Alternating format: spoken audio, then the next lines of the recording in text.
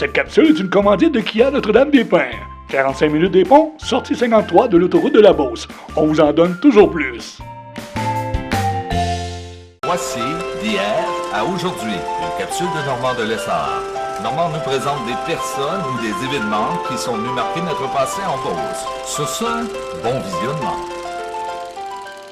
Voici d'hier à aujourd'hui, une capsule de Normand de Lessard.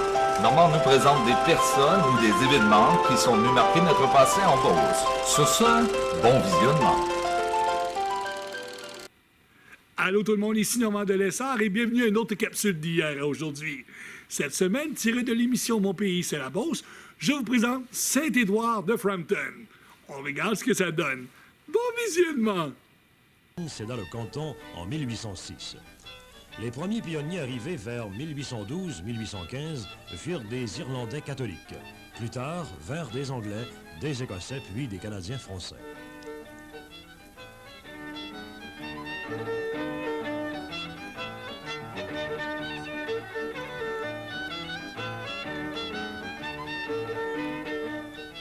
La première église catholique fut bâtie en 1826 et fait illusité, mais que l'on ne saurait oublier, les anglicans offrirent leur service pour aider son érection.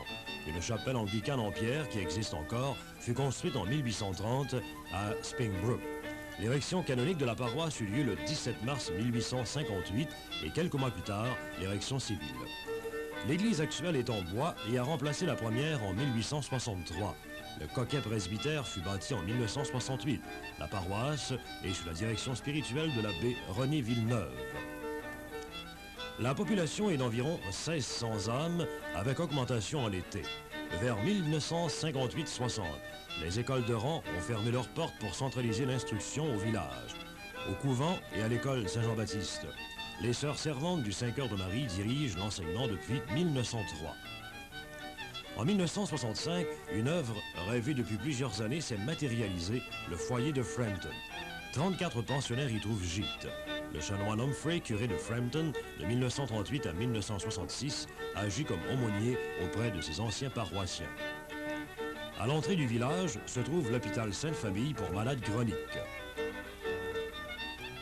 Saint-Édouard de Frampton est une localité agricole se spécialisant dans l'industrie laitière et l'élevage du porc.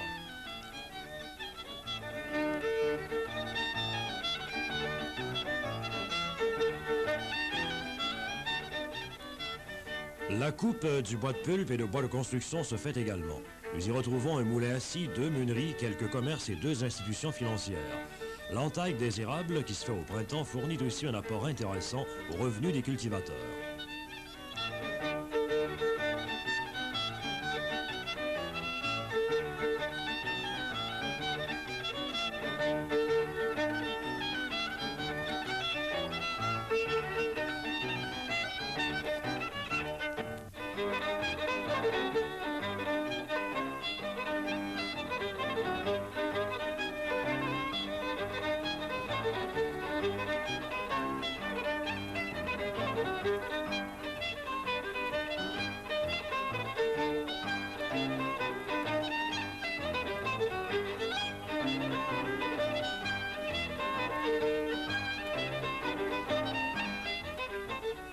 Depuis quelques années, un élément nouveau s'est implanté à Saint-Édouard de Frampton, le tourisme et des centres de plein air.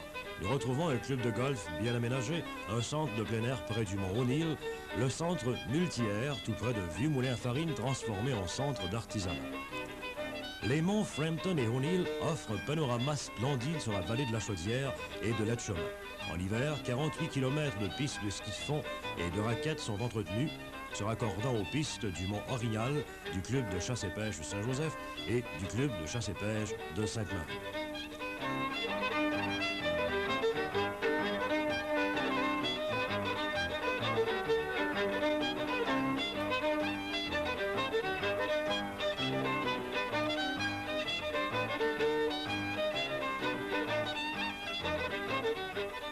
La localité de Frampton possède de nombreux lacs artificiels, en plus de ses 2 lacs naturels, O'Neill et Baxter.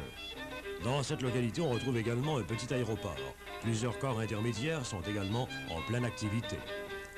La localité de Saint-Édouard de Frampton reçoit chaque année des visiteurs de partout dans le cadre du programme Vacances Famille.